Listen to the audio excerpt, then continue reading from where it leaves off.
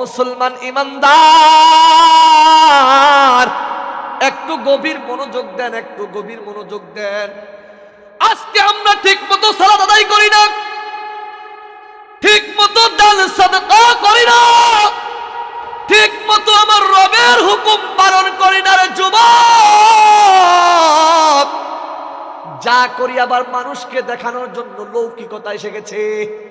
আমি বড় দানবীর, মানুষ আমাকে দানবীর বলবে। আমি বড় নামাজি, আমাকে নামাজি বলবে। আমি বড় সিয়াম সাধনাকারী, আমাকে বড় রোজাদার বলবে। আমি বড় হজ পালনকারী, আমাকে হাজী সাহেব বলবে। আমি টাকাওয়ালা, টাকাওয়ালা বলবে। আমি সম্পদওয়ালা, সম্পদওয়ালা বলবে। আমিত্ব, আমিত্ব, আমিত্ব। এই আমিত্বকে মিটাইয়া দেন, এই আমিত্বকে পরিহার করেন, পরিহার করেন। আল্লাহর কসম করে বলি, ওয়াল্লাহি রব্বে কাবার কসম, আল্লাহ রাব্বুল আলামিন আপনার আমার দোয়াটাও কবুল করবে।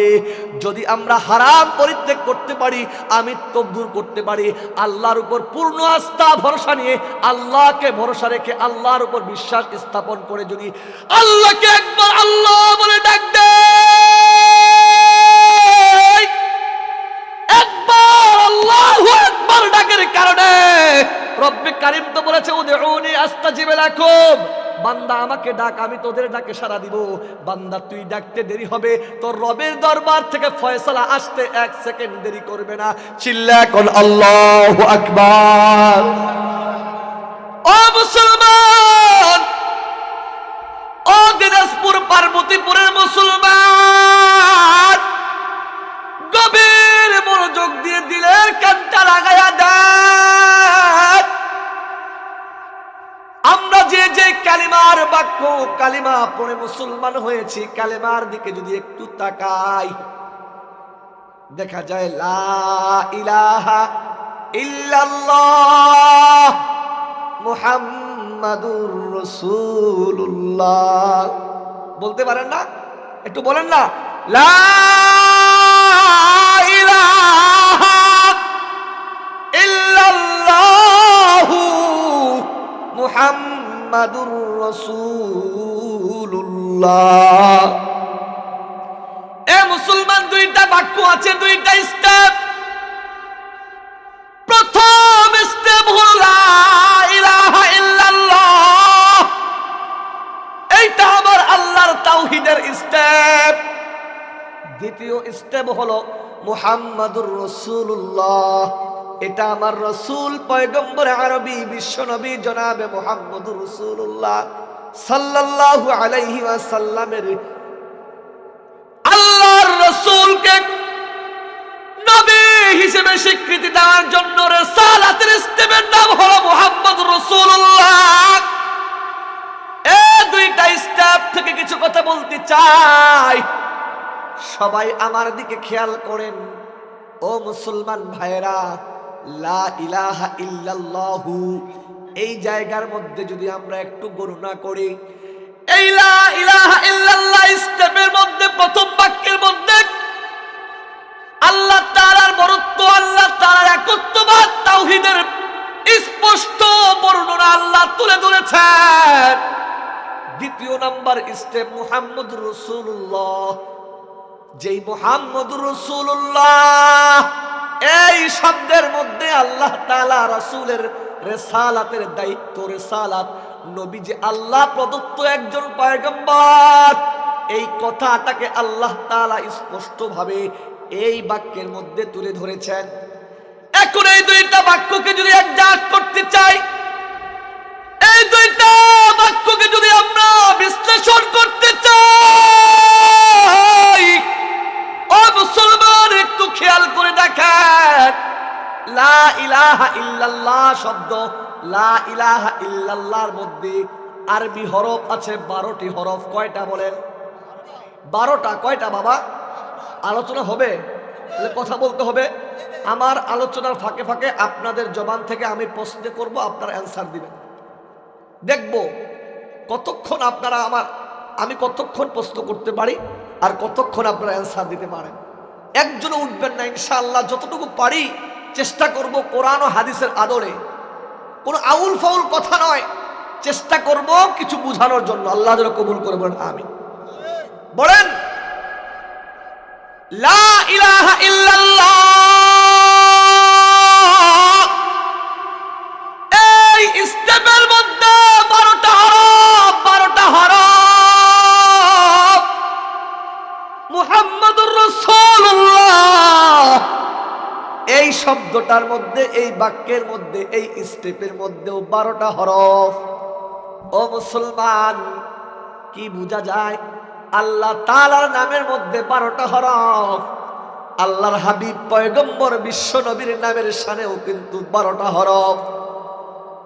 আর একটু স্পষ্ট করে বলতে চাই বাবা, ও জাহানাবাদ বাজারের বাবা জান, ও পার্বতীপুরের মুসলমান বাপজান, একটু গভীর মনোযোগ দেন। আমরা লা ইলাহা ইল্লাল্লাহ শব্দটা পড়েছি, মুহাম্মদ রাসূলুল্লাহ শব্দটাও পড়েছি। দুইটা শব্দের মধ্যে 12 করে হরফ পাইলাম। আরেকটা নাম বলতে চাই। বলেন তো, আমরা এই জায়গার মধ্যে যে বসেছি, যে আমাদেরকে বসবার তৌফিক দিয়েছেন, এই কোরআনুল কারীম থেকে কথা শুনবার তৌফিক দিয়েছেন, ও মুসলমান, এই কালামটা কার? আর একটু জোরে বলেন কার?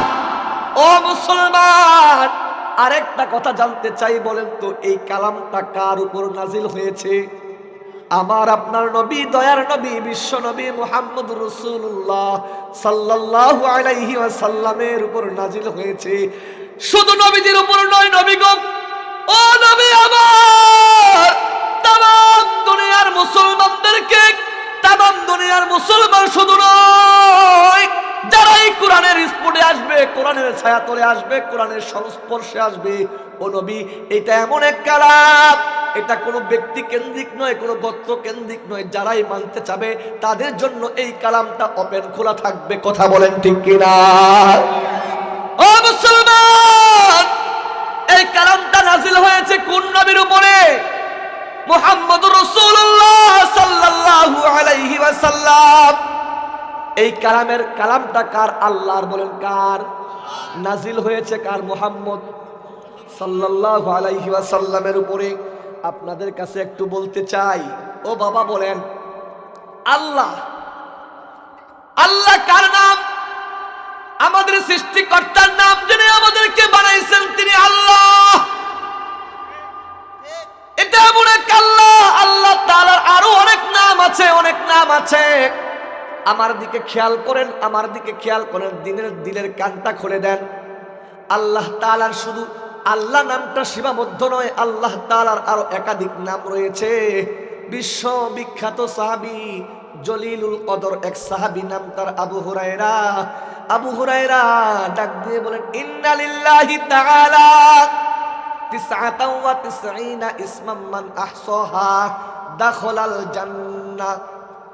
প্রসিদ্ধ আল্লাহ তাআলার 99টা নাম আছে, কিন্তু শুধু 99টি নাম সীমাবদ্ধ নয়।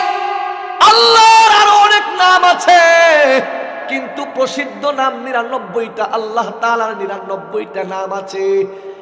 আবু হুরায়রা বলেন, যদি কোনো ব্যক্তি এই নামগুলো মুখস্থ করে নেয়, ধারণ করে নেয়, যদি তার কলবের মধ্যে অঙ্কন করে নেয়, ওই ব্যক্তিটা জান্নাতের মেহমান হয়ে যাবে। কোন সুবহানাল্লাহ। আল্লাহ তাআলা 99টা নাম আপনাদেরকে একটু শোনাই। শোনার কারণ কি? আমি যেই নামগুলো বলবো, আল্লাহর একটা নাম রহমান, একটা নাম হলো রহিম। ও বাবা, রহমান নামের অর্থ আছে, রহিম নামের অর্থ আছে, গফুর নামের অর্থ আছে। দেখেন, আল্লাহ তাআলার 99টি নাম, যেই নাম মুখস্থ করলে আল্লাহর হাবিব পয়গম্বর বিশ্বনবী জনাবে মুহাম্মদ রাসূলুল্লাহ সাল্লাল্লাহু আলাইহি ওয়াসাল্লাম বলেছেন, ওই ব্যক্তিটা কনফার্ম জান্নাতে যাবে। সুবহানাল্লাহ। হুয়াল্লাহুল্লাযী লা ইলাহা ইল্লাহু আর-রহমানুর রহিমুল মালিকুল কুদ্দুসুস সালাম আল মুমিনুল মুহাইমিনুল আজিজুল জব্বারুল মুতাকাব্বির আল খালিকুল বারিউল মুসাউবিরুল গফফারুল কাহ্হারুল ওয়াহ্হাব আর রাজ্জাকুল ফাত্তাহুল আলিমুল কাবিদুল বাসিত الخافض الرافع المعز المذل السميع البصير الحكم العدل اللطيف الخبير الحليم العظيم الغفور الشكور العلي الكبير الحفيظ المقيت الحسيب الجليل الكريم الرقيب المجيب الواسع الحكيم الودود المجيد الباعث الشهيد الحق الوكيل القوي المتين الولي الحميد المحصي المبدي المعيد المحيي المميت الحي القيوم الواجد الماجد الواحد الأحد الصمد القادر المقتدر المقدم المؤخر الأول الآخر الظاهر الباطن الوالي المتعالي البر التواب المنتقم العفو الرؤوف مالك الملك ذو الجلال والإكرام المقسط الجامع الغني المغني الماني الضار النافع النور الهادي البديع الباقي الوارث الرشيد الصبور এ মুসলমানে আল্লাহ তাআলার 99টা নাম আছে। আবু হুরায়রার বর্ণনার মধ্যে পয়গম্বর বিশ্বনবী বলেন, যদি কোনো ব্যক্তি তার দিলের মধ্যে আল্লাহর নামগুলো সংবরণ করে নেয়, আল্লাহ তাআলা ওই ব্যক্তির জন্য জান্নাত কনফার্ম করে দেয়। কোন সুবহানাল্লাহ। এ মুসলমান, এই নামগুলো বলার কারণ কি? আমি এমনি বললাম না,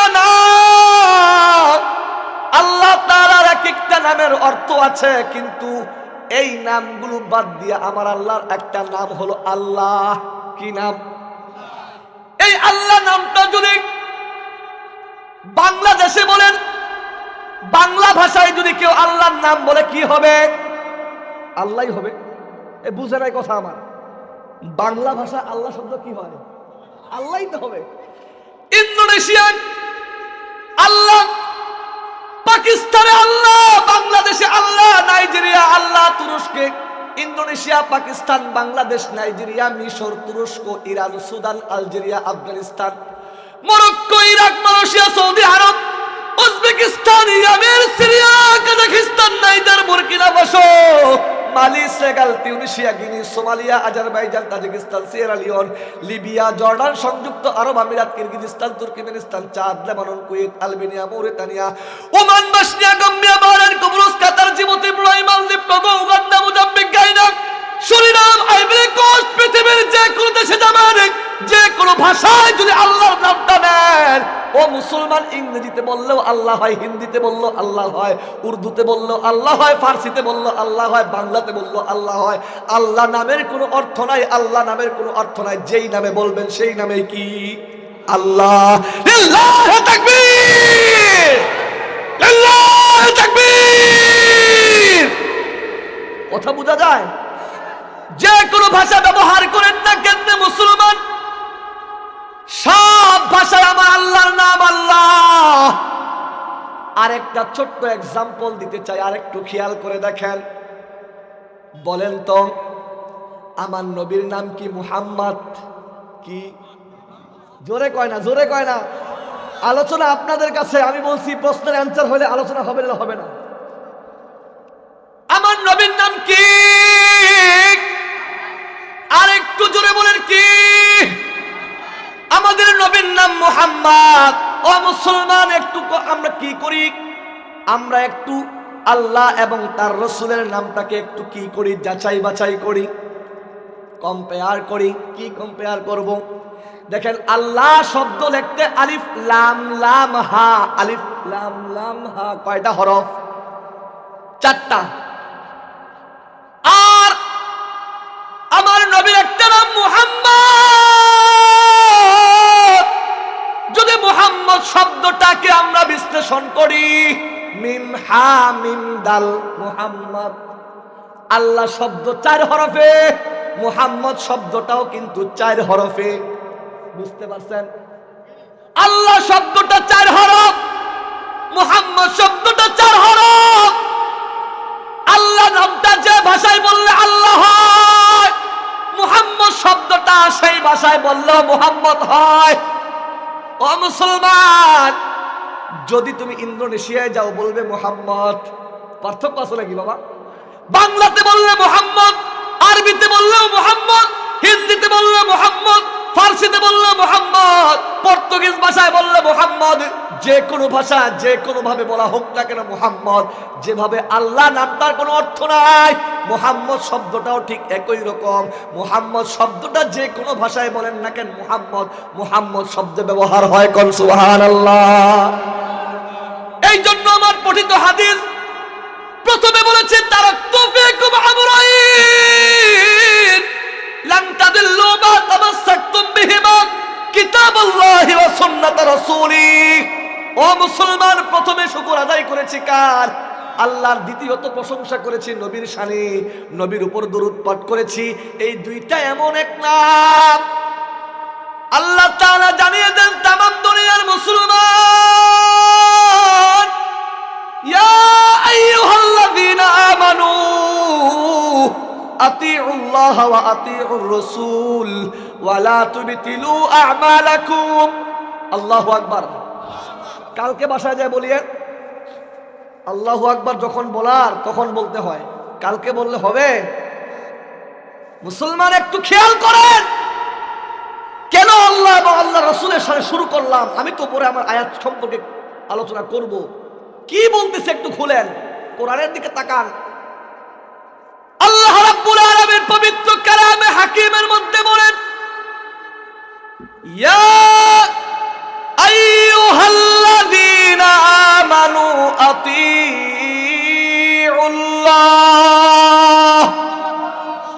ওয়া আতিউর রাসূল ওয়া লা তুবতিলু আ'মালাকুম। ও মুসলমান, দেখেন না আল্লাহ তাআলা প্রথমত ডাকতেছেন ইয়া আইয়ুহাল্লাযীনা আমানু। আমানু শব্দটা বুঝি অন্তত পক্ষে আমরা? কি বলেন? আমানু বুঝি না আমরা? মানে আমরা বলি না ইমানদার বলি না? আল্লাহ বলতেছেন ইয়া আইয়ুহাল্লাযীনা আমানু, ও ইমানদারগণ। আল্লাহ তাআলা আমাদেরকে ইমানদারদের পরিচয় দেয়। আচ্ছা, এটা বুঝার আগে আপনাদেরকে বলি, কোরআন পড়ে কারা? মুসলমান নাকি হিন্দু? খ্রিস্টান নাকি মুসলমান? ও বাবা, এই কালাম সবার জন্য। বলেন কি? এই কালাম হিন্দু নাই, খ্রিস্টান নাই, বৌদ্ধ নাই, যত ধর্ম আছে সবার জন্য উন্মুক্ত। কোরআন কোরআন পড়তে পারবে, কিন্তু মূলত কোরআন মুসলমানদের। কার? আমাদের ধর্মীয় গ্রন্থ, আমাদের কিতাব। নাম কি বাবা? একটু বুঝেন আমি কি বুঝাইতে চাচ্ছি।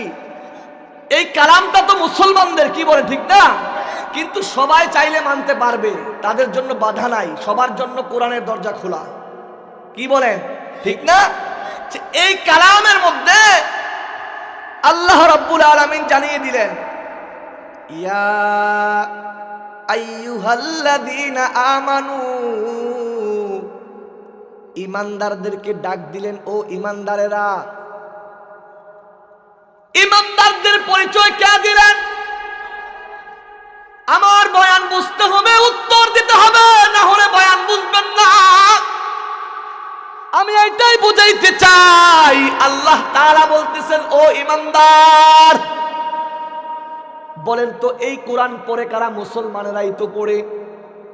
আল্লাহ তাআলা যারা কোরআন পড়ে আল্লাহ তাআলা তাদেরকে ডাক দিলেন ইমানদার বলে, ইমানদার বলে। ও মুসলমান, একটু খেয়াল করে দেখেন, আপনি আমি যে ইমানদার, এই ইমানদারের সার্টিফিকেট দিলেন কে? আর একটু জোরে বলেন কে? আল্লাহ তাআলা তো এই কালামের মধ্যে ইমানদার না বলে বলতে পারতেন ইয়া আইয়ুহান নাস। আছে কিনা বলেন? ইয়া আইয়ুহান নাস কোরআনের আয়াতে আছে।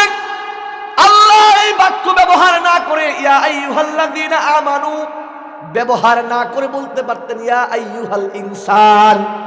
পারতেন কিনা? আল্লাহ তাআলা বলতেন ইয়া আইয়ুহাল কাফিরুন। বলতে পারতেন কিনা বলেন? আল্লাহ তাআলা আপনাকে আমাকে কি বললেন? ইয়া আইয়ুহাল্লাযীনা আমানু, রব্বে কারীম জানিয়ে দিলেন, ও ঈমানদার, আমি আল্লাহ তোমাদেরকে ঈমানদারদের সার্টিফিকেট প্রদান করলাম। আর ঈমানদার কারা তোমরা কি জানো? ঈমানদার সম্পর্কে একটু বলবো, ঈমানদার সম্পর্কে বলতে চাই। ঈমানদারদের পরিচয় দিতে চাই, একটু খেয়াল করে দেখেন। ঈমানদারদের পরিচয় দেওয়ার পূর্বে ঈমানদারদের জন্য কি পুরস্কার রব্বে কারীমের পক্ষ থেকে জানাই। আমরা যখন যেই জিনিসটা লাভ বুঝি ওই জিনিসটা বেশি গ্রহণ করি, কি বলেন ঠিক না? আগে বলি লাভ কি, এটা করবো যে আমি লাভ কি, কি বলেন? লাভ থাকলে করি, তাহলে করি, নাহলে করি না, কি বলেন ঠিক না? এই জন্য আল্লাহ তাআলা জানিয়ে দিলেন,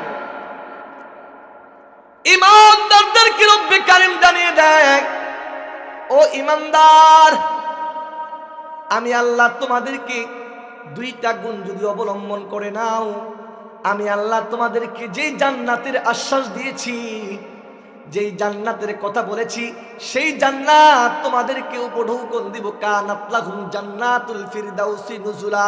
চিল্লা কোন সুবহানাল্লাহ। এ মুসলমান যুবক ভাইরা, পার্বতীপুরের মুসলমান, ও জাহানাবাদ বাজারের মুসলমান, ও দিনাজপুরের মুসলমান, আল্লাহ রাব্বুল আলামিন আমাদেরকে ঈমানদার বলেছেন। ঈমানদার হইলে লাভ কি? এই কথাই আপনাদেরকে বুঝাইতে চাই। লাভ আমাদের কি হবে বলেন তো? আমরা অনেকেই বাবা আছি না, মনে করবেন না কিচ্ছা কাহিনী বলতেছি, এটা বোঝার জন্য, এই আয়াতটাকে স্পষ্ট বোঝার জন্য কিছু মেসাল দিচ্ছি, আপনারা নেন। কি বলি শুনেন আগে। আমরা অনেকেই বাবা আছি না, আমাদের সন্তান আছে না? ভাই বলেন না কেন, আছে কিনা? আমরা আমাদের সন্তানের বাবা কিনা? সন্তানের এক কথায় আমাদের সন্তান দিছে আল্লাহ। কে দিছে? কিন্তু দাবি করি আমার সন্তান, কিন্তু প্রকৃতপক্ষে আমার সন্তান না। কথা বলেন না কেন? বলেন, সন্তান দিছে কে? কিন্তু বাবা দাবি করে আমার সন্তান, বলে না? এই সন্তানটাকে আমার, এই শব্দটা ব্যবহার করার কারণে সন্তান তার বাবার কাছে, বাবার যা আছে সব সন্তানের হয়ে যায়। কথা বুঝলেন না আমার? বাবার টাকা সন্তানের টাকা হয়ে যায়, বাবার ঘর সন্তানের ঘর হয়ে যায়। সন্তান বলে আমার বাড়ি, কি বলেন? বাড়িটা বাবার। কথা বলে না? আমি কি বুঝাইতে চাচ্ছি? ঈমানদার যে আল্লাহ আমাদেরকে বলছেন, ও ঈমানদারগণ, আল্লাহ যে আমাদেরকে ঈমানদারের সাক্ষ্য দিচ্ছেন, এইটা বুঝানোর জন্য এই মেসাল দিচ্ছে। অনেকে বলবেন হুজুর কিচ্ছা কাহিনী বলেন না। এটা কিচ্ছা কাহিনী না, এটা বুঝার জন্য একদম বাস্তব কিছু উদাহরণ। আসেন, সন্তান আপনার না আল্লাহর? কিন্তু সন্তানের আপনি কি বলেন? আমার সন্তান, এটা আমার ছেলে। ও বাবা, আপনার সন্তানকে আপনার বলার কারণে আপনার সমস্ত অর্থ আভিজাত্য, আপনার বাড়ি গাড়ি থেকে শুরু করে সব কিছুর ওয়ারিস, অংশীদার আপনার সন্তান হয়ে যায়। কে হয়ে যায়? ও পার্বতী হাটের মুসলমান, ও দিনাজপুরের মুসলমান, একটু গভীর মনোযোগ দেন। আল্লাহ তাআলা কি বলেছেন? ঈমানদার বলেন তো, সন্তান আমার বলার কারণে সন্তান কি? বাজার থেকে আপনি একটা কোট কিনে দিলেন, কোট কিনে দিছে বাবা, কিন্তু সন্তান গর্বের সাথে বলে এটা আমার কোট। একটা বাড়ি করে দিছে বাড়ি, কিন্তু বাবার বাড়ি, কিন্তু সন্তান বলে আমার বাড়ি, আমার ঘর, আমার দোকান, আমার গাড়ি, আমার নারী, আমার সব বলে এক দেয়। ও মুসলমান ইমানদার, আল্লাহ তাআলা আসমান বানাইছে। আসমান বলেন তো, আসমান কে বানাইছে? একটু জোরে বলেন। লিল্লাহি মা ফিস সামাওয়াতি ওয়াল আরদ। আসমান এবং জমিনের সৃষ্টিকর্তা কে? আল্লাহ রাব্বুল আলামিন আসমান বানাইছে, কিন্তু আল্লাহ তাআলা বলে না আমার আসমান। আল্লাহ জমিন বানাইছে, কোনদিন বলে নাই আমার জমিন। আল্লাহ পাহাড় পর্বত সূর্য গ্রহরাজি অসংখ্য অগণিত মাখলুক বানাইছে, কোনদিন ডাক দিয়ে বলে না আমার আসমান, আমার জমিন, আমার চন্দ্র, আমার সূর্য, আমার গ্রহ, আমার পাহাড় পর্বত, সাগর, নদী নালা আমার। কিন্তু রব্বি কারীম ডাক দিয়ে বলেন বান্দারে তোরা আমার। ও বান্দা, তোদেরকে আমি আল্লাহ বানাইছি। আমি আল্লাহ তোদেরকে বানানোর পূর্বে ফেরেশতাদের কাছে পরামর্শ চেয়েছিলাম। বলেন তো আল্লাহ কোনো কিছু বানাইলে পরামর্শের প্রয়োজন হয়? প্রয়োজন হয় না। কিন্তু রব্বে কারীম ফেরেশতাদের কাছে জানতে চাইলেন, ওয়া ইয ক্বালা রাব্বুকা লিল মালাইকাতি ইন্নী জাইলুন ফিল আরদি খলিফা। ফেরেশতাদের কাছে আল্লাহ তাআলা পরামর্শ চাইলেন, মন্তব্য চাইলেন, মশওয়ারা করলেন। কিন্তু ফেরেশতারা ডাক দিয়ে বলে, ও দয়ার মালিক, আমরা ফেরেশতা তো আপনার ইবাদত কম করি না। আমরাই তো আপনার যথেষ্ট পরিমাণ আপনার ইবাদত বন্দেগী তাসবিহ তাহলিল পাঠ করি, কেন মানুষ বানাবেন? আল্লাহ তাআলা চ্যালেঞ্জ করে ফেরেশতাদেরকে উত্তর দেয়, ফেরেশতারা রে, ইন্নী জাইলুন ফিল আরদি খলিফা। আমি আল্লাহ যা জানি তোমরা তা জানো না। আল্লাহ তাআলা বলতেছেন ফেরেশতাদেরকে, আমি যা জানি তোমরা তা জানো না। ফেরেশতারা কি জানে না একটু বলতে চাই, ফেরেশতারা কি জানে না? ফেরেশতাদেরকে আল্লাহ তাআলা বানাইছে যেই কাজের জন্য। স্ট্রাকচার মনে রাখেন, গঠন প্রণালী মনে রাখেন। আল্লাহ তাআলা ফেরেশতাদেরকে যেই কাজের জন্য বানাইছে ওই কাজটাই জানে, দ্বিতীয় কোনো কাজ জানে না। বলেন, ফেরেশতারা যেই কাজের জন্য বানাইছে ওই কাজটাই জানে, আর দ্বিতীয় কোনো কাজ জানে না। যেমন কিছু কিছু ফেরেশতা আছে আল্লাহ তাআলা তাদেরকে সৃষ্টি করেছেন যে আল্লাহর ওহী নিয়ে আসা নবীদের মাধ্যমে। কি বলে, ঠিক না? জিবরাইল আলাইহিস সালাম নবী রাসূলগণের মাঝে ওহী নিয়ে আসতেন। হযরত আজরাইল আলাইহিস সালামের কাজ কি? তার কাজ হলো প্রতিটা জীবের রূহ খানদান করা, রূহ ছিনিয়ে নিয়ে যাওয়া, মৃত্যু দেওয়া। এছাড়া দ্বিতীয় কাজ সে জানে না। ইসরাফিল আলাইহিস সালামের কাজ কি? তার কাজ হলো সিংহা নিয়ে দাঁড়িয়ে থাকা। মৃত্যুর কিয়ামতের আগ মুহূর্তে তিনি সিংহায় ফুঁক দিবেন, দুনিয়া উলটপালট হয়ে যাবে, কিয়ামত সংঘটিত হয়ে যাবে। এছাড়া দ্বিতীয় কোনো কাজ নাই। আল্লাহ তাআলা এমন কিছু ফেরেশতা বানাইছেন যেই ফেরেশতারা সৃষ্টির লগ্ন থেকে শুরু করে কিয়ামত পর্যন্ত সিজদায় অবনত থাকবে, সিজদা থেকে মাথা উত্তোলন করবে না। তাদের ডিউটি হলো সিজদা করা, সিজদা করা। কিছু ফেরেশতা আল্লাহ তাআলা বানাইছেন যারা রুকু অবস্থায় আছে, তাদের ডিউটি, তাদের কাজ। কিছু ফেরেশতা আছে আল্লাহ জিকির করতেছে, কিয়ামত পর্যন্ত জিকির করবে। কিছু ফেরেশতা আছে জাহান্নামের দরজায় দাঁড়িয়ে আছে, মালিক নামক ফেরেশতা জাহান্নামের ডিউটি করা। তার দায়িত্ব হলো শুধু জাহান্নামের ডিউটি করাই। দ্বিতীয় কাজ কি তারা জানে না। আল্লাহ তাআলা বলেন, তোমরা একক ইবাদত করো। তোমরা ইবাদত যেটা করো সেটা আমার শিখানো পদ্ধতি ইবাদত। দ্বিতীয় কোনো কাজ করার ক্ষমতা নাই, আগাম কোনো ইবাদত করার, আগাম কোনো সংবাদ জানার কোনো ক্ষমতা নাই। আমি আল্লাহ তাআলা যা দেই তাই পারো, দ্বিতীয় কোনো কাজ পারো না। আমি দুনিয়ার মধ্যে এমন মানুষ বানাইতে চাই যারা অন্য কোনো কাজ করার ক্ষমতা থাকবে। কি ক্ষমতা থাকবে? বলবে, ওই দিনাজপুর, পার্বতীপুর, জাহানাবাদ বাজারের মধ্যে মাহফিল হচ্ছে, ওই মাহফিলের মধ্যে চাইলে বসতে পারবে, কোরআনের কথা শুনতে পারবে, আর চাইলে মাহফিল থেকে উঠে চলে যাইতে পারবে। চাইলে এই মজমা থেকে শেষ পর্যন্ত আল্লাহর কালামের বাণী শুনে বাড়িতে যাবে, তাওবা ইস্তেগফার করে জীবনের গুনাহ মোচন করে আল্লাহর কাছে জান্নাতের মেহমান হইতে পারবে। আবার চাইলে এই মজমা ত্যাগ করে গুনাহগার হইয়া বাড়িতে যাইতে পারবে। চাইলে ওই কটগুলো ঠান্ডার ভিতরে ফজরের নামাজ সালাত আদায় করতে পারবে। আবার চাইলে আরামের ঘুমটাকে আরো আরাম দেওয়ার জন্য লোভ কম্বল ঢাকা দিয়ে ঘুমাইতে পারবে। আমার বান্দা চাইলে গুনাহ করতে পারবে, নেকিও করতে পারবে। আমার বান্দা চাইলে ভালো করতে পারবে, মন্দ করতে পারবে। ও ফেরেশতারা, তোমাদেরকে একটা স্বাধীনতা দিয়েছি, যেইটা আমার হুকুম সেইটাই পালন করবা। দ্বিতীয় পালন করার কোনো ইখতিয়ার নাই, কোনো সুযোগ নাই, কোনো ক্ষমতা নাই। আমার বান্দার উভয়টা খোলা থাকবে। চাইলে জান্নাতের রাস্তা ধরতে পারবে, চাইলে জাহান্নামের রাস্তাও ধরতে পারবে। চাইলে সালাত আদায় করতে পারবে, চাইলে সালাত আদায় করতে নাও পারবে। চাইলে ভালো করতে পারবে, না চাইলে মন্দ কাজটা করতে পারবে। আমি আল্লাহ তাআলা এই বাক শক্তি স্বাধীনতা দিয়ে দিলাম। তারপরে দেখবা, তোমরা যে বললাম দুনিয়ার মধ্যে মারামারি কাটাকাটি করবে, ও ফেরেশতারা, তোমরা আমার জান্নাত জাহান্নাম সব কিছু দেখলা। আমি আল্লাহর বরত্ব দেখলাম। আমার বিশাল সৃষ্টি রাজি দেখে আমার ইবাদতের মধ্যে মগ্ন। আমার বান্দারা আমার জান্নাত দেখে নাই, আমার জাহান্নাম দেখে নাই, আমার বিশাল সৃষ্টি রাজিও কোনো কিছুই ভালো করে দেখে নাই। তারপরে দেখ না, ওই রাতের অন্ধকারে কনকনে ঠান্ডা শীতের মধ্যে দেখ কেন কোরআনের বাণী শুনতেছে, কেন হাদিসের বাণী শুনতেছে, কেনই বা ওই রাতের অন্ধকারে ফজরের সালাত আদায় করার জন্য কম্বলকে হারাম করিয়া লাথি মারিয়া কোন করে ঠান্ডার ভিতরে ঠান্ডা পানি দিয়ে ওযু কইরা নামাজের মুসল্লায়, সালাতের মুসল্লায় দাঁড়িয়ে গেছে।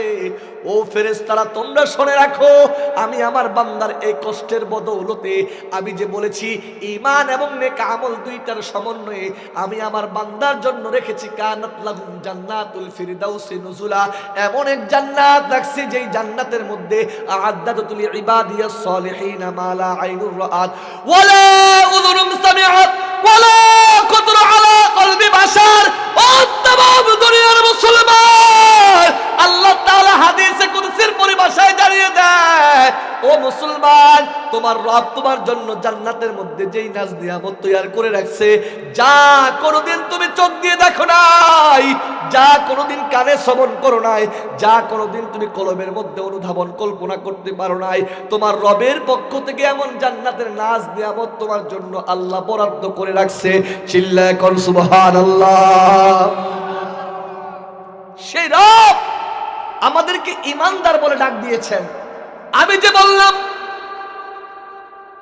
যদি কোনো ব্যক্তি সন্তানকে সন্তান বলে স্বীকৃতি দিলে বাবার সমস্ত সম্পত্তির মালিক হয়ে যায়। আল্লাহ তাআলা পরিচয় দিয়েছে, ইয়া আইয়ুহাল্লাযীনা আমানু, ও ঈমানদার, ঈমানদার, আমি তোদেরকে ঈমানদারদের সাক্ষ্য দেই, ঈমানদারের সার্টিফিকেট প্রদান করলাম, তোমাদেরকে ঈমানদার বলে ডাক দিলাম। ও মুসলমান, বাবা যদি সন্তানকে সন্তান বলে ডাক দেওয়ার কারণে বাবার সম্পত্তির মালিক হয়ে যায়, আল্লাহ তাআলা যদি আমাদেরকে ঈমানদার বান্দা বলে ডাক দেয়, আল্লাহর গোলাম হওয়ার কারণে বান্দা তো আল্লাহর জান্নাতের মালিক হয়ে যাবে। সুবহানাল্লাহ।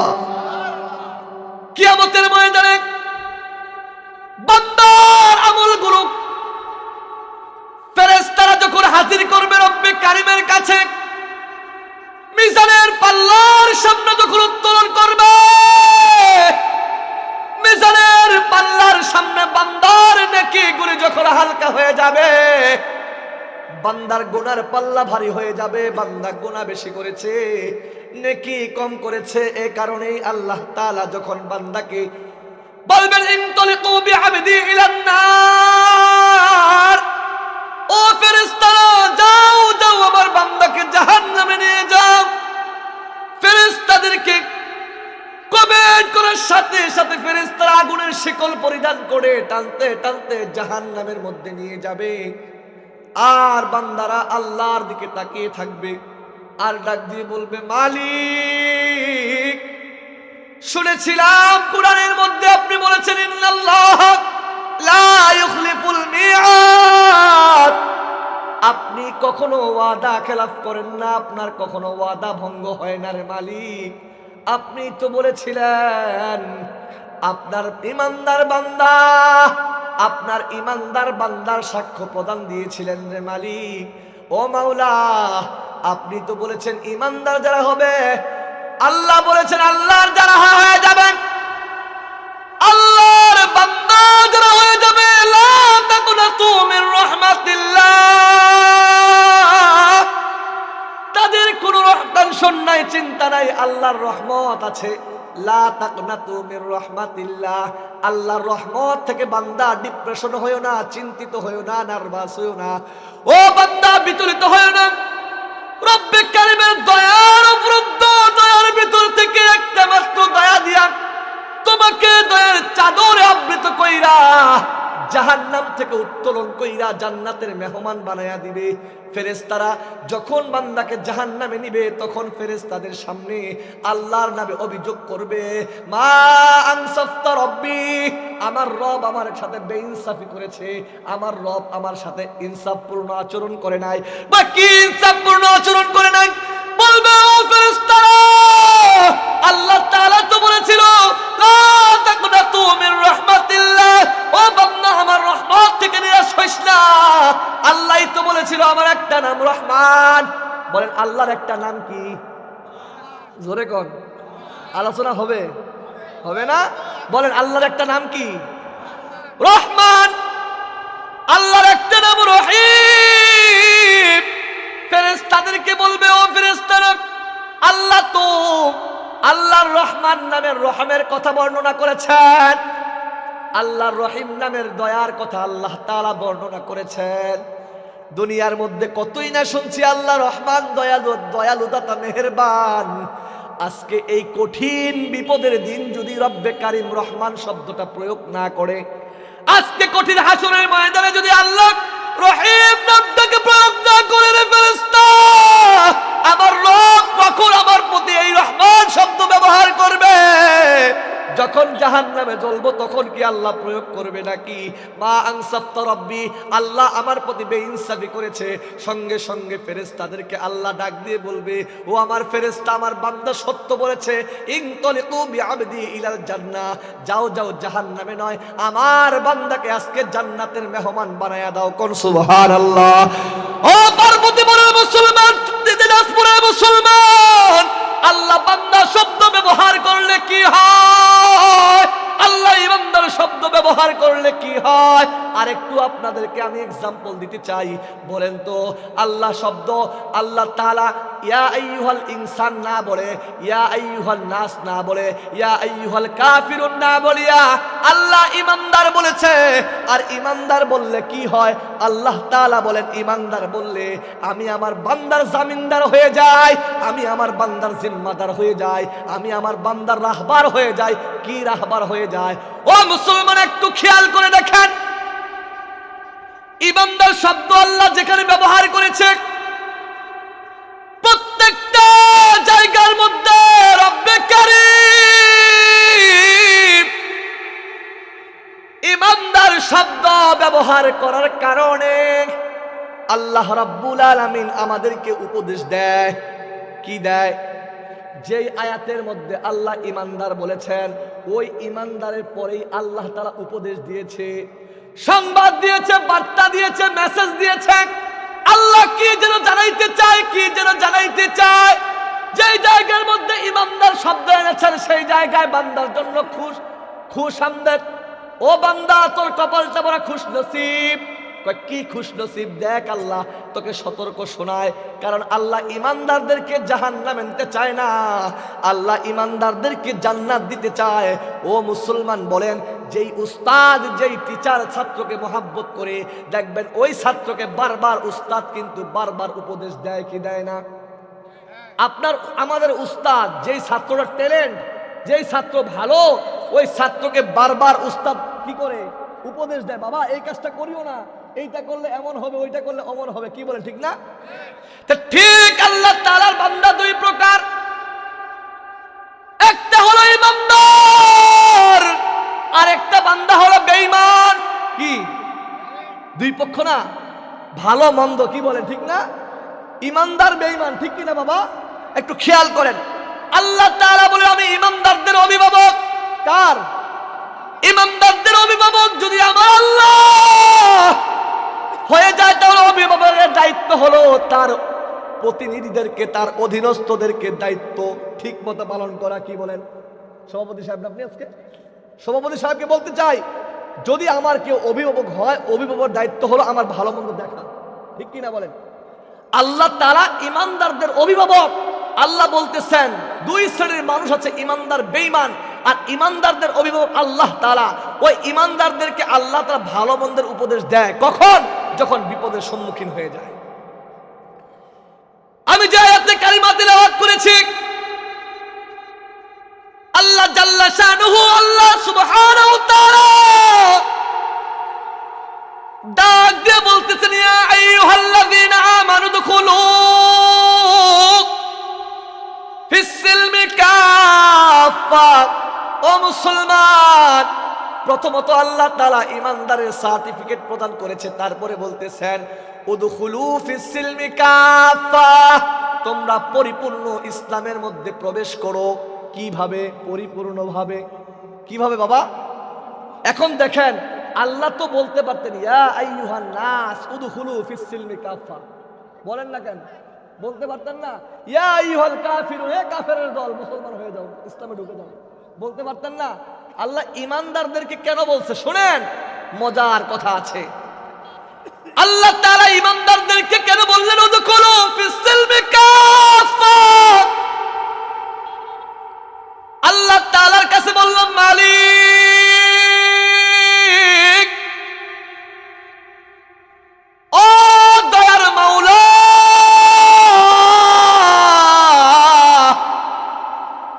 যদি আমরা ইসলামে পরিপূর্ণ ঢুকি,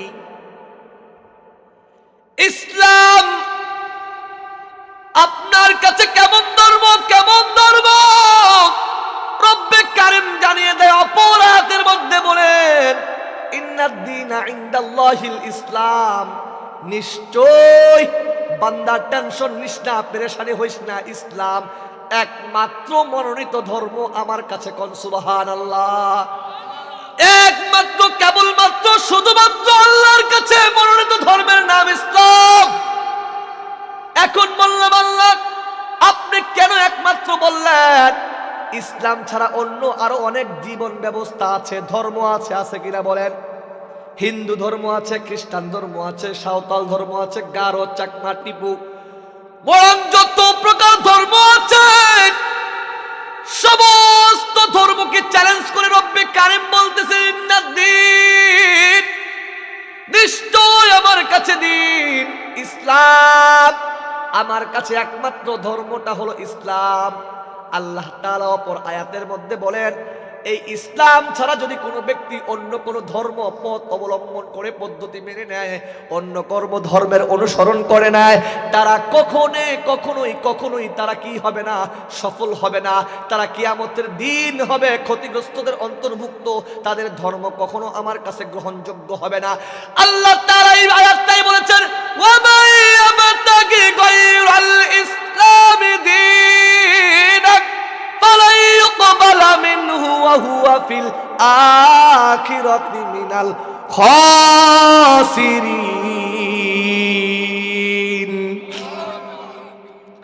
আল্লাহ তাআলা জানিয়ে দিলেন, ইসলাম ছাড়া অন্য কোন জীবন ব্যবস্থা, অন্য কোন দিন, অন্য কোন ধর্ম, অন্য কোন মতৈক্য আমার কাছে কখনো গ্রহণযোগ্য নয়, কোশ্চেন কালো গ্রহণ করা হবে না। ওয়া হুয়া ফিল আখিরাতি মিনাল খাসিরিন, আর ওই সমস্ত মানুষেরা কিয়ামতের দিন ক্ষতিগ্রস্তদের অন্তর্ভুক্ত হয়ে যাবে। এখন জানিয়ে দিলাম, মালিক, ওগো আল্লাহ, আপনি কেন আমাদেরকে ইসলামে ঢোকার জন্য বললেন? আল্লাহ বলে, বান্দারে ঈমানের সার্টিফিকেট দিয়েছি, তোদেরকে বড় ভালোবাসি, আর তোদের ঈমানদারদের জন্য অভিভাবক আমি আল্লাহ। তোরা যদি ইসলাম বাদ দিয়ে অন্য কোনো জীবন ব্যবস্থা মেনে নিস, তাহলে তোদের প্রতি আমার জিম্মাদারি পালন হবে না। এই জন্যই তোদেরকে আমি কোরআনুল কারীমের মধ্যে বলেছি, উদখুলু ফিস সিলমি কাফা, পরিপূর্ণ ইসলামে ঢুক। পরিপূর্ণ ইসলামে ঢুকবে বলতে কিছু সময় নামাজ পড়বি, কিছু সময় নামাজ পড়বি না, না না, কিছু সময় সালাত আদায় করবি আর করবি না, এটা হতে পারে না। বান্দা নামাজ সালাত যেভাবে আদায় করতে আমি আল্লাহ হুকুম করেছি সেভাবে কর। বান্দা কুরবানির হুকুম যেভাবে দিয়েছি সেভাবে কর। যেইভাবে হজ আদায় করতে বলেছি সেভাবে হজ আদায় কর। ও বান্দা, তোর সম্পদ থেকে যেভাবে দান করতে বলেছি সেভাবে দান কর। বান্দারে, তোদের কাছে আমি আল্লাহ তাআলা যে ইবাদতগুলি পাঠাইলাম আমার রাসূলের মাধ্যমে পয়গম্বরদের মাধ্যমে সেইগুলো মেনে নে। যদি মেনে না নিস বান্দা কিয়ামতের দিন ক্ষতিগ্রস্তদের অন্তর্ভুক্ত হয়ে যাবি। আমি আল্লাহ তাআলা তোদেরকে বলতেছি তোমরা ভালোভাবে পরিপূর্ণভাবে ইসলামে ঢুকে যাও। ওয়ালা তাত্তাবিউ খুতুওয়াতিশ শাইতান। ও বান্দা, তোদের অভিভাবক হিসাবে ইমানদারদের সার্টিফিকেট দিয়ে তোদেরকে জানিয়ে দেই তোরা শয়তানের পথ মানিস না, অনুসরণ করিস না, শয়তানের পথ অনুসরণ করবি না। কারণে ওয়ালা তাত্তাবিউ খুতুওয়াতিশ শাইতান ইন্নাহু লাকুম আদুউম মুবিন। শয়তান তোদের প্রকাশ্য শত্রু, শয়তান তোদেরকে জান্নাতের রাস্তা থেকে জাহান্নামে নিয়ে যাবে। এই কথাটাই তো শয়তান সূরাতুল আরাফের 16 নম্বর আয়াতের মধ্যে বলেন ক্বালা ফাবিমা আগওয়াইতানি লা আকুদান্না লাহুম সিরাতাকাল মুস্তাকিম। 17 নম্বর আয়াতের মধ্যে বলেন সুম্মা লা আতিয়ান্নাহুম মিন বাইনি আইদিহিম ওয়া মিন খালফিহিম ওয়া আন আইমানিহিম ওয়া আন শামাইলিহিম ওয়া লা তাজিদু আকতারহুম শাকিরিন। শয়তান চ্যালেঞ্জ করে বলে আল্লাহ আপনার বান্দারা যেই রাস্তা দিয়ে অনুসরণ করে জান্নাতে যাবে সিরাতের রাস্তাটা তাদের ওই রাস্তায় ধোঁকা দিব, ডান দিক বাম দিক পিছন দিক সামনের দিক থেকে বাধা প্রদান করব। তাদেরকে আপনি কৃতকার্য পাবেন না, অকৃতকার্য পাবেন, জাহান্নামী পথভ্রষ্ট পাবেন। আল্লাহ তাআলা বলেন আমার বান্দার দুইটা রাস্তা খোলা। কয়টা? কয়টা বাবা? একটা হলো বান্দা যখন অনুতপ্ত হবে, অনুতপ্ত হয়ে বলবেন আল্লাহর পয়গম্বর বিশ্বনবী জনাবে মুহাম্মদুর রাসূলুল্লাহ আপনার আমার নবী দয়ার নবী মায়ার নবী বলেন আত্তাইবু মিনাজ যামবি কামাল লা যামবা লাক। আমার বান্দা যখন শয়তানের ভুল বুঝতে পেরে শয়তানের রাস্তা অনুধাবন করতে পারে, উপলব্ধি করতে পারে, আমার বান্দা যদি তাওবার উদ্দেশ্যে দুইটা হাত আসমানের দিকে উত্তোলন করে নেয় আমি আমার বান্দার এই তাওবার বিনিময়ে আমার বান্দার জিন্দেগীর গুনাহগুলি মাফ করে দিব। বলে কেমন ভাবে মাফ করব? বলে মায়ের পেট থেকে সদ্য নবজাতক সন্তান যেমন ভূমিষ্ঠ হয় তার যেমন কোনো গুনাহ থাকে না, আমি আমার বান্দার তাওবার বিনিময়ে সমস্ত গুনাহ মাফ করে দেই, যেমন সদ্য নবজাতক সন্তানের মতো বানিয়ে দেই। কোন সুবহানাল্লাহ। এতে বাদ দিয়ে আল্লাহ তাআলা অন্য আয়াতের মধ্যে বলেন ইল্লা মান তাবা ওয়া আমানা ওয়া আমিলা আমালান সালিহান ফাউলাইকা ইউবাদদিলুল্লাহু সাইয়্যাতিহিম হাসানাত। ও বান্দা যখন তুই তাওবা করবি ইল্লা মান তাবা ওয়া আমানা ওয়া আমিলা আমালান সালিহান ফাউলাইকা ইউবাদদিলুল্লাহু সাইয়্যাতিহিম হাসানাত। বান্দা তোর ঈমান এবং আমল তাওবার বিনিময়ে বান্দারে আমি আল্লাহ তোর জিন্দেগীর সমস্ত গুনাহগুলি মাফ করে দিব, আর সমস্ত গুনাহ আর গুনাহ থাকবে না, তোর সমস্ত গুনাহগুলি নেকি হয়ে যাবে, নেকি হয়ে যাবে। চিল্লা কোন সুবহানাল্লাহ। কুরআনুল কারীমের মধ্যে আল্লাহ তাআলা জানিয়ে দিলেন ও বান্দা যদি তাওবা করো তুমি তাওবা করলে আমি আল্লাহ তোর জীবনের গুনাহগুলি নেকি বানায়া দিব। সুবহানাল্লাহ। যদি পাহাড় পরিমাণ গুনাহ করে ফেলো, জমিন থেকে আসমান পর্যন্ত গুনাহ করে ফেলো, যদি ঈমানদার হও, ঈমানদার হইলে বান্দা তোর গুনাহগুলি আর গুনাহ থাকবে না, সমস্ত গুনাহগুলি আল্লাহ নেকিতে রূপান্তর করে দিবে। সুবহানাল্লাহ। কেমন রূপ পাইছি, কেমন রূপ পাইছি? এ মুসলমান, মুসলমান দাবি করি, আবার কিছু মানুষ আছে আমার এই আল্লাহ, যে আল্লাহ বড় আসান করে মানুষ বানাইছে আমাদেরকে, আমাদের তাওবা কবুল করে মাফ করে দেয়, গুনাহগুলি নেকি বানায়া দেয়। আজকে কিছু দেখা যায় কুলাঙ্গার আছে, নাস্তিকের বাচ্চা আছে। কথা বলবেন, হ্যাঁ না বলবেন, পারবেন তো ইনশাল্লাহ? ঠিক বলতে পারবেন তো ইনশাল্লাহ? আমার সাথে খালি একমত হবেন। কিছু নাস্তিকের বাচ্চা আছে, কিছু কুলাঙ্গারের বাচ্চা আছে, বাউল গানের নাম দিয়ে ফাউল মানুষেরা আবার আল্লাহর অস্তিত্ব নিয়ে কথা বলে, আবার আল্লাহকে আল্লাহর নামের উপরে কালিমা পাঠ করেছে। ওই বাউল আমল সরকার আমার আল্লাহর পথে বাজে মন্তব্য কটূক্তি করে খারাপ প্রধারণা করেছে, ওই বাউল ফাউলকে বাংলার জমিনে প্রকাশ্যে বিচার করতে হবে। আমার আল্লাহকে নিয়ে গালি দিয়েছে। আল্লাহ নাকি এক মুখে কত কথা বলে, আল্লাহর কথার নাকি গুয়া মাথা নাই। নাউজুবিল্লাহ, কোন না কেন? তারাও নিজেকে মুসলমান দাবি করে, আর ওই সমস্ত বেঈমানদের পক্ষে এক শ্রেণীর মানুষ তাদেরকে প্রমোট করতেছে, সাপোর্ট করতেছে। খোদার কসম, ওই বাউলদের ঈমান নাই, ফাউলদের ঈমান নাই, যারা তাদেরকে প্রমোট করবে ওই আল্লাহর কসম তাদের ঈমান নাই। আজকে রাজনৈতিক বক্তব্য নয়, বাংলার সাহসী সন্তান যারা আছে সত্যকে মানুষের সামনে উন্মোচন করে, মিথ্যা দেখে ভয় পায় না, বাতিলের রক্ত চক্ষু দেখে ভয় পায় না, ভারতের আগ্রাসনের লাল চক্ষু দেখে ভয় পায় না। ওই সমস্ত সাহসী যুবকদেরকে ধরতেছে আর তাদেরকে মারতেছে। ইনকিলাব মঞ্চের মুখপাত্র, আমাদের সকলের প্রিয় বড় ভাই, সাহসী যুবকদের মধ্যে অন্যতম উসমান হাদি ভাইকে প্রকাশ্যে গুলি করা হয়েছে। কথা বলেন ঠিক কিনা? এরে মুসলমান, কত চুপ থাকবা? সাহসী যারা তাদেরকে ধরবে আর কচুকাটা করবে। কথা বলেন ঠিক কিনা? জাগতে হবে, আমাদেরকে সত্য উন্মোচন করতে হবে। কোন দলীয় বক্তব্য নয়, কোন দলীয় বক্তব্য দাসী নয়, সত্যকে সত্য বলতে হবে, না হলে এই কোরআনের হক আদায় হবে না। কথা বলেন ঠিক কিনা? আমার আয়াতে কারিমা তিলাওয়াত করেছি, কুনতুম খায়রা উম্মাতিন উখরিজাত লিন-নাস তা'মুরুনা বিল মা'রুফি ওয়া তানহাউনা আনিল মুনকার। যারা উলামায়ে কেরাম আছেন তারা বুঝতে পারছেন এই আয়াতের অর্থ। কথা বলেন ঠিক কিনা? সত্য বলতে হবে, সৎ কাজের আদেশ দিতে হবে। যদি আমার কোরআনের বাইরে কোনো নেতা নেত্রী চলে যায়, ওই নেতা নেত্রীকে লাথি মারি। কথা বলেন ঠিক কিনা? কোরআনকে আগে সামনে রাখতে হবে। কথা বলেন ঠিক কিনা? ও ভাই, আমার নেতা বড় না আমার আল্লাহ বড়? আমার আল্লাহর কথাকে মাইনাস করে নেতার কথা মানা যাবে? নেত্রীর কথা মানা যাবে? তাহলে রাজনৈতিক না, মুসলমান হিসেবে কোরআনের স্বার্থে কোরআনটাকে সম্মান করে বুকে তুলে নিতে হবে, কোরআনকে আজমত দেখাতে হবে, আল্লাহর কোরআনের কথা জান প্রাণ দিয়ে মানতে হবে, জান প্রাণ দিয়ে আল্লাহর কোরআনের আইন বাংলার জমিনে প্রতিষ্ঠা করতে হবে।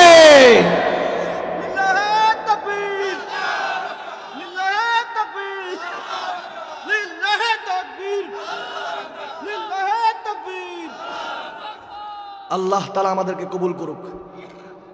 আর একটু আসতে বলেন আমিন। মুসলমান, মনে রাখবেন, কখনো আমি পক্ষ বিপক্ষে কথা বলি না, রাজনৈতিক কথা বলি না, যেটা সত্য বলতেই হবে। অনেকেই বলবে, হুজুর আপনি এইভাবে কথাগুলো বলতেছেন কেন, কাকে লক্ষ্য করে বলতেছেন? না, যতদিন এই দিলে প্রাণ থাকবে ততদিন আমার রবের কথাই চলবে। যতদিন শরীরের মধ্যে রক্ত সঞ্চার হবে ততদিন বেঈমানদের বিপক্ষে অগ্নিদের বক্তব্য চলবে। বাতিলের রক্ত চক্ষু দেখে আমরা ভয় পাই না। মুসলমানদের বিজয় এসেছে আল্লাহু আকবারের তাকবীরের ধ্বনিতে। মুসলমানদের বিজয় আসছে কিসে? বিশ্বাস হয় না আপনাদের? মুসলমানদের বিজয় হয়েছে আল্লাহু আকবার তাকবীরের ধ্বনির সূচনার মাধ্যমে। মুসলমান, মুসলমানদের প্রথম যুদ্ধ বদরের যুদ্ধ। বদরের যুদ্ধ সংগঠিত হয়েছে 17ই রমজান। কত রমজান? জোরে কথা কন। 17ই রমজান মুসলমানরা ক্ষুধার্ত অবস্থায় ছিলেন, রোজাদার অবস্থায় ছিলেন। মুসলমানদের সৈন্য সংখ্যা কম, 313 জনের সঙ্গে নিয়ে যুদ্ধের ময়দানে গেলেন। ওইদিকে আবু জাহেলের বাহিনীর সংখ্যা ছিল 1000। কত বলেন? মুসলমানরা একদিক থেকে দুর্বল, একদিক থেকে সংখ্যায় কম। মুসলমানদের কামান নাই, বুলেট নাই, পারমাণবিক বোমা নাই, যুদ্ধ বিমান নাই, কোনো কিছুই নাই, তরবারি তেমন নাই।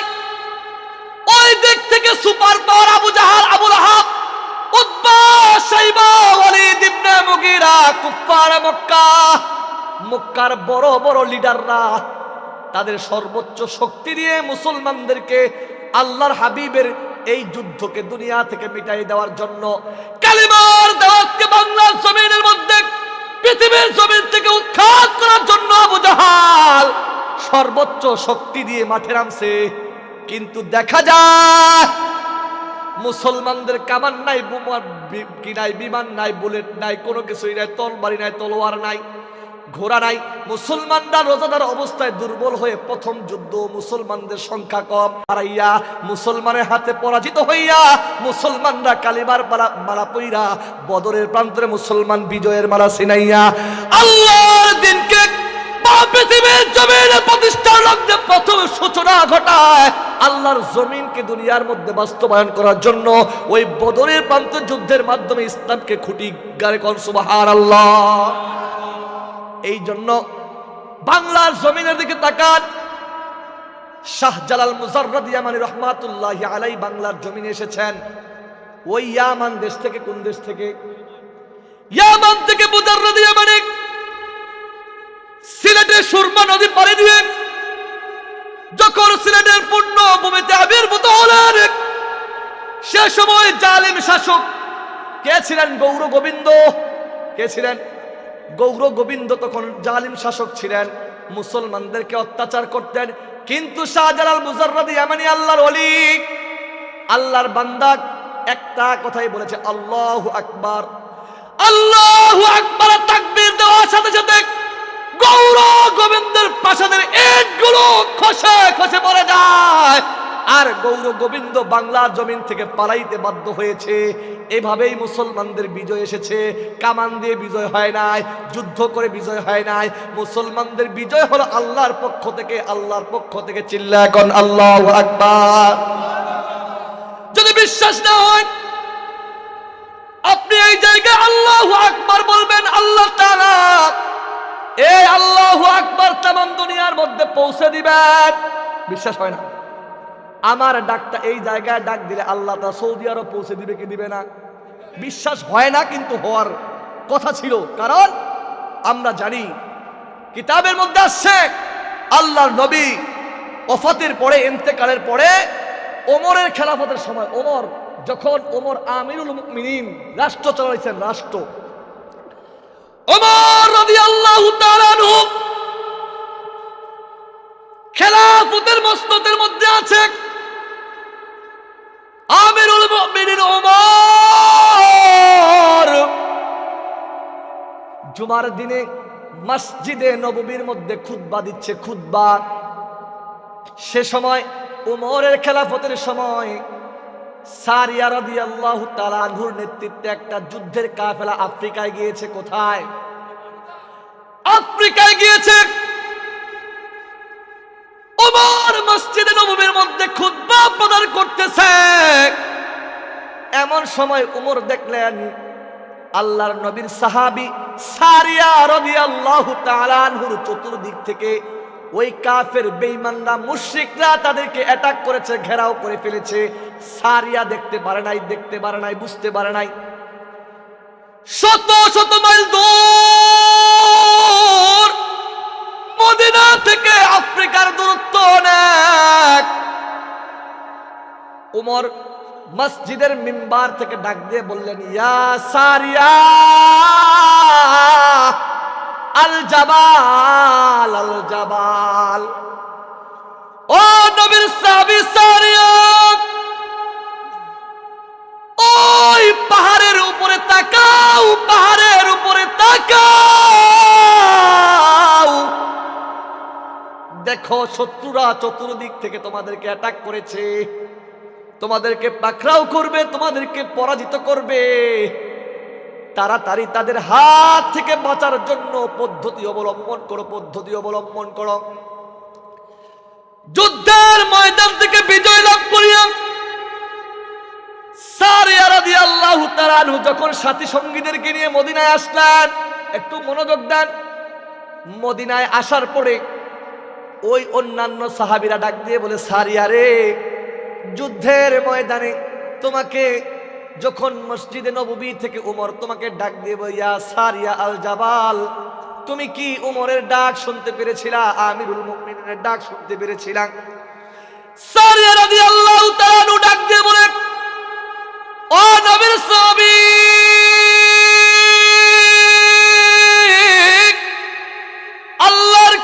করে বলি, একজন সেনাপতি, একজন কমান্ডার যখন একজন সাথীকে পাশ থেকে ডাক দিলে যেভাবে শুনতে পায়, আল্লাহর কসম করে বলতেছি মনে হয় আল্লাহর নবীর সাহাবী আমিরুল মুমিনিন আমাকে পাশ থেকে ডেকে ডেকে আমাকে সংবাদ দিচ্ছে, হুঁশিয়ার করতেছে যে কাফেররা তোমাদেরকে এখনই প্রতিঘাত করবে, তোমরা অন্য কোনো বিকল্প ব্যবস্থা নাও। সুবহানাল্লাহ।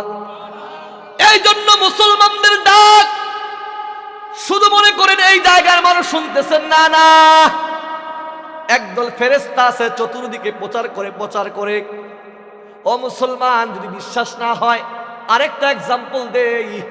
আল্লাহর নবীর এক সাহাবী, নাম তার বেলাল। বেলালের নাম শুনেন নাই এমন মানুষ নাই, আছে নাকি? বেলাল কত বড় মাপের সাহাবী। বেলালের চেহারা ছিল না, বেলালের সবচাইতে কালো ছিলেন। বেলালের শিক্ষা ছিল না, দীক্ষা ছিল না, বেলালের চেহারা সুন্দর ছিল না, কিন্তু বেলালের দিলটা ছিল আল্লাহর নূরে নূরান্বিত, নবীজির প্রেম মোহাব্বতে ভরপুর। কথা বলে ঠিক কিনা? ওই বেলাল রাদিয়াল্লাহু তাআলা আনহু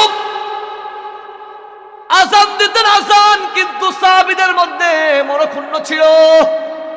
ওগো নবীজি, আপনার বেলাল তো সুন্দর করে আযান দিতে পারে না, আপনার বেলালের আযান তো সহি শুদ্ধ হয় না। আসহাদু বলে, ওগো নবীজি, আপনার বেলালকে যদি একটু পরিবর্তন করতেন, সুমধুর কণ্ঠের ওই সাদ ইবনে আবি ওয়াক্কাস রাদিয়াল্লাহু তাআলা আনহুকে আযানের দায়িত্ব দিতেন। আল্লাহর নবী চাই নাই বেলাল কি হোক, পরিবর্তন হোক। সকলের পরামর্শ সাপেক্ষে বেলালকে চেঞ্জ করা হলো। বেলাল আযান দেয় না, সারাদিন কান্নাকাটি করে খাওয়া দাওয়া বন্ধ করে দিছে।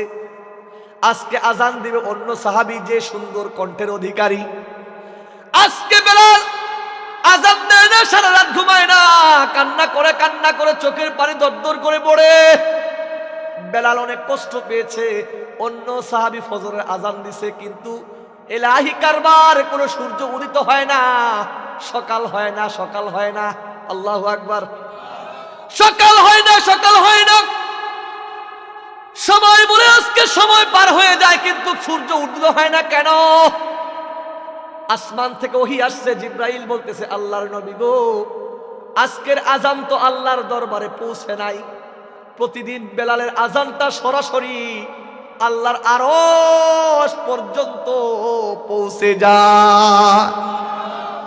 আজকে আপনার বেলাল আযান দেয় নাই, আর আল্লাহর আরশের মধ্যে পৌঁছে যায় নাই গো নবীজি। পৃথিবীর মধ্যে কোনোদিন, এই দুনিয়ার কোনোদিন আলোকিত হবে না যতক্ষণ না পর্যন্ত বেলাল আযান না দিবে। দেখেন না কেমন বেলাল। আমরা তো বেলালের উত্তরসূরি। কথা বলে ঠিক কিনা? আমরা তো সাহাবায়ে কেরামের উত্তরসূরি। তাদের দোয়া যদি আল্লাহর কাছে কবুল হয়ে যায়, আমাদের ডাক কেন কবুল হবে না? তাদের ঈমান মজবুত ছিল, বোঝা যায় আমাদের ঈমান মজবুত নাই। তারা ডাকলে আল্লাহ কবুল করত, আমাদের ডাক এই কারণেই কবুল হয় না, ঈমান মজবুত না থাকার কারণে। বেলালের আযান জমিন থেকে আসমান পাড়ি দিয়ে, সিদরাতুল মুনতাহা পাড়ি দিয়ে আল্লাহর আরশ পর্যন্ত পৌঁছে যাইতো। আজকে আমাদের দোয়া কেন আল্লাহর কাছে কবুল হয় না? ও মুসলমান ঈমানদার, একটু গভীর মনোযোগ দেন, একটু গভীর মনোযোগ দেন। আজকে আমরা ঠিক মতো সালাত আদায় করি না, ঠিক মতো দান সাদকা করি না, ঠিক মতো আমার রবের হুকুম পালন করি না রে যুবক। যা করি আবার মানুষকে দেখানোর জন্য লৌকিকতা এসে গেছে। আমি বড় দানবীর, মানুষ আমাকে দানবীর বলবে। আমি বড় নামাজি, আমাকে নামাজি বলবে। আমি বড় সিয়াম সাধনাকারী, আমাকে বড় রোজাদার বলবে। আমি বড় হজ পালনকারী, আমাকে হাজী সাহেব বলবে। আমি টাকাওয়ালা বলবে। আমি সম্পদওয়ালা বলবে। আমিত্ব। এই আমিত্বকে মিটাইয়া দেন, এই আমিত্বকে পরিহার করেন। আল্লাহর কসম করে বলি, ওয়াল্লাহি রব্বে কাবার কসম, আল্লাহ রাব্বুল আলামিন আপনার আমার দোয়াটাও কবুল করবে। যদি আমরা হারাম পরিত্যাগ করতে পারি, আমিত্ব দূর করতে পারি, আল্লাহর উপর পূর্ণ আস্থা ভরসা নিয়ে, আল্লাহকে ভরসা রেখে, আল্লাহর উপর বিশ্বাস স্থাপন করে যদি আল্লাহকে একবার আল্লাহ বলে ডাক দেয়, একবার আল্লাহু আকবার ডাকের কারণে রব্বে কারীম তো বলেছে উদউনি আস্তাজিব লাকুম, বান্দা আমাকে ডাক, আমি তোদের ডাকে সাড়া দিব। বান্দা তুই ডাকতে দেরি হবে, তোর রবের দরবার থেকে ফয়সালা আসতে 1 সেকেন্ড দেরি করবে না। চিল্লা কোন আল্লাহু আকবার।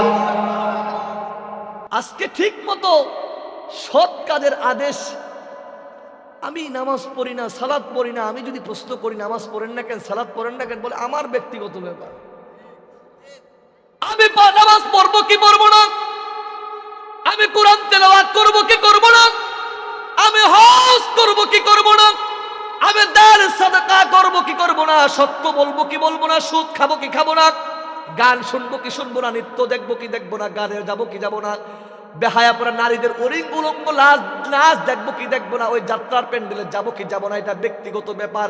ও মুসলমান, ব্যক্তিগত ব্যাপার নয়। একটা আযাব আর গজব যখন আসমান থেকে ফয়সালা হয়ে যায়, পাপীদের কারণে যখন দুনিয়ার মধ্যে আযাব গজব আসে, ওই আযাব গজবে শুধু পাপীরাই ভোগ করে না, ওই আযাব গজবের মধ্যে নেককার মানুষরাও কিন্তু পতিত হয়। কথা বলেন ঠিক কিনা? করোনা এসেছিল, করোনা, এই করোনা এসেছিল ও মুসলমান, নেককারদের কারণে করোনা হয় নাই, বদকারদের জন্যই হইছে। ইমানদারদের জন্য হয় নাই, বেঈমানদের জন্যই করোনা হয়েছে। নেকিওয়ালাদের জন্য হয় নাই, গুনাহ করেওয়ালাদের জন্যই হয়েছে। আল্লাহর প্রিয় বান্দাদের জন্য করোনা হয় নাই, বেঈমানদের জন্যই হয়েছে। কিন্তু দেখা যায় এই করোনার আযাব কিন্তু মুসলমানরাই শুধু ভোগ করে নাই, বেঈমানরাও ভোগ করছে। বেঈমানরা শুধু ভোগ করে নাই, মুসলমানরা ভোগ করছে। ওই পাপীরাই শুধু ওই করোনার আযাবের গজবের মধ্যে ছিল না, ইমানদাররাও ছিল।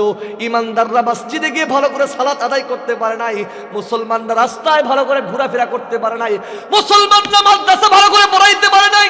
ওই সমস্ত পাপীদের কারণে, আযাব আর গজবগুলোর কারণে আজকে দুনিয়ার মধ্যে যত মহামারী আসতেছে, ও মুসলমান, এই মহামারীর কারণে ওই বদকর্ণে ওনারা খারাপ মানুষগুলোই ওই গজবের মধ্যে পড়বে তা না, ভালো মানুষগুলো ওই গজবের মধ্যে পড়বে। কারণ কি? তারা বাধা প্রদান না করার কারণে। আল্লাহ তাআলা বলেছেন, কুনতুম খায়রা উম্মাতিন উখরিজাত লিন-নাস তা'মুরুনা বিল মা'রুফ ওয়া তানহাউনা আনিল মুনকার ওয়া তু'মিনুনা বিল্লাহ। আল্লাহ তাআলা বলেছেন, তোমরাই শ্রেষ্ঠ উম্মত, তোমরাই শ্রেষ্ঠ উম্মত। তোমাদেরকে বের করেছে, তোমাদেরকে প্রেরণ করেছে মানুষের কল্যাণের জন্য, মানুষের উপকারের জন্য। কি উপকার করবা? বলে সৎ কাজের আদেশ দিবা, ভালো কাজের আদেশ দিবা, আর খারাপ কাজের নিষেধ প্রদান করবা। আর যদি ইমানদার হয়ে যাও, তোমরাই হয়ে যাওয়া দুনিয়ার মধ্যে শ্রেষ্ঠ উম্মত। সুবহানাল্লাহ। মুসলমান, খারাপ লাগতেছে মনে হয়, একটু বুঝতে হবে। যাই হোক, কথা দীর্ঘায়িত নয়। যাই হোক, আমার শেষ ফিনিশিং আনতেছে। আমি কি বলতে চেয়েছিলাম? আল্লাহ জাল্লা শানুহু, আল্লাহ সুবহানাহু তাআলা আমাদেরকে কত মোহাব্বত করে, কত ভালোবাসে, ইমানদারদের সার্টিফিকেট প্রদান করেছে, আর আমাদেরকে আল্লাহর বান্দা বলে স্বীকৃতি দিয়েছে। ও মুসলমান, দুইটা কাজ আমরা করব, কোরআন মেনে চলবো আর রাসূলের সুন্নতের উপর চলবো, উলামায়ে কেরামের পরামর্শ মেনে চলবো। আল্লাহ তাআলা আমাদের সবাইকে কথাগুলো মানার, বুঝার, আমল করবার তৌফিক দান করুক। বলেন আমিন। এ মুসলমান, শেষ কথা হলো, আমরা কেমন নবী পাইছি? যে নবী অনলি ওয়ান, যার সাথে কোনো তুলনা নাই। আমরা সেই নবীর শানে কিছু কথা শুনতে চাই, শুনবেন কিনা? আমি 1-5 মিনিটের মধ্যে শেষ করে দিচ্ছি, প্রধান বক্তা আসতেছে। 1 নাম্বার কথা হলো, আল্লাহর নবী এমন একজন নবী, যেই নবী সমস্ত নবীদের নবী, সমস্ত রসুলদের রসুল। শুধু রসুলদের রসুল নয়, সমস্ত নবীদের মধ্যে ইমামুল আম্বিয়া। সমস্ত নবীদেরকে আল্লাহ তাআলা আমার নবীর ইমামতির দায়িত্বের মাধ্যমে তাদেরকে কি পিছনে মুসল্লি বানাইছিলেন। দেখেন, আপনাদের কাছে নবীর শান সম্পর্কে বলি, এই কথাটা প্রায় জায়গায় বলি নবীর সম্মান বুকে নেওয়ার জন্য। আপনারা যদি আমাকে প্রশ্ন করেন, হুজুর আপনার নাম কি, আমি বলবো ওমর ফারুক বিপ্লবী। আমার বাবার নাম বলতে পারবো, বাবার নাম বলতে পারবো, কিন্তু বাবার নাম আমি বলতে পারবো না। পারবো নাকি বলেন? আপনারা পারবেন? কিন্তু আমাদের এমন একজন নবী, যেই নবী শুধু নবীর নাম নয়, বাবার নাম নয়, বাবার নাম, বাবার নাম, এক কথায় আদম নবী পর্যন্ত সমস্ত ডিটেলস আল্লাহ তাআলা কিতাবের মধ্যে এবং ইতিহাসের কিতাবের মধ্যে অসংখ্য উলামায়ে কেরামের সিনার মধ্যে আল্লাহ তাআলা লিপিবদ্ধ করে রাখছে। কোন সুবহানাল্লাহ। শুনবেন আমাদের নবী থেকে আদম নবী পর্যন্ত শুনবেন। শেষ করে দেবে এটা বলে শেষ আমার, হ্যাঁ। কিন্তু আপনাদের কাছে আমি চাই, এমন আশা করি না যে এত কম মানুষ হবে, আরো বেশি হওয়া দরকার ছিল। আমি তো সারা বাংলাদেশে বয়ান করি আলহামদুলিল্লাহ আপনাদের দোয়ায়। শুনবেন? তাহলে আমার সাথে বলতে হবে, মাঝে মাঝে আল্লাহু আকবার বলবেন তো? হ্যাঁ বলেন। আমাদের নবীর নাম কি? মুহাম্মদ রাসূলুল্লাহ সাল্লাল্লাহু আলাইহি ওয়াসাল্লাম। নবীজির পিতার নাম আব্দুল্লাহ। কি? আব্দুল্লাহর পিতার নাম আব্দুল মুত্তালিব। আব্দুল মুত্তালিবের পিতার নাম হাশিম। হাশিমের পিতার নাম আব্দে মানাফ। আব্দে মানাফের পিতার নাম কুসাই। কুসাইয়ের পিতার নাম কিলাব। কিলাবের পিতার নাম মুররাহ। মুররার পিতার নাম কাব। কাবের পিতার নাম লুই। লুইয়ের পিতার নাম গালিব। গালিবের পিতার নাম ফেহের। ফেহেরের পিতার নাম মালিক। মালিকের পিতার নাম আন্নাদর। আন্নাদরের পিতার নাম কেনান। কেনানের পিতার নাম খুজাইমা। খুজাইমার পিতার নাম মুদ্রাইকা।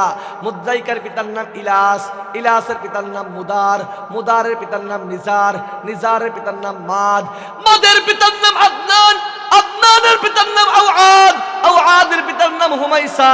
হুমাইসার পিতার নাম সালামান। সালামানের পিতার নাম আউজ। আউজের পিতার নাম বুজ। বুজের পিতার নাম কামওয়াল। কামওয়ালের পিতার নাম উবাই। উবাইয়ের পিতার নাম আওআন। আওআনের পিতার নাম নাশিদ। নাশিদের পিতার নাম হিজা। হিজার পিতার নাম বালদাস। বালদাসের পিতার নাম ইয়াদলাফ। ইয়াদলাফের পিতার নাম তাবিক। তাবিকের পিতার নাম জাহিম। জাহিমের পিতার নাম নাহিস। নাহিসের পিতার নাম মাখি। মাখির পিতার নাম আয়েফ। আয়েফের পিতার নাম আবেকার।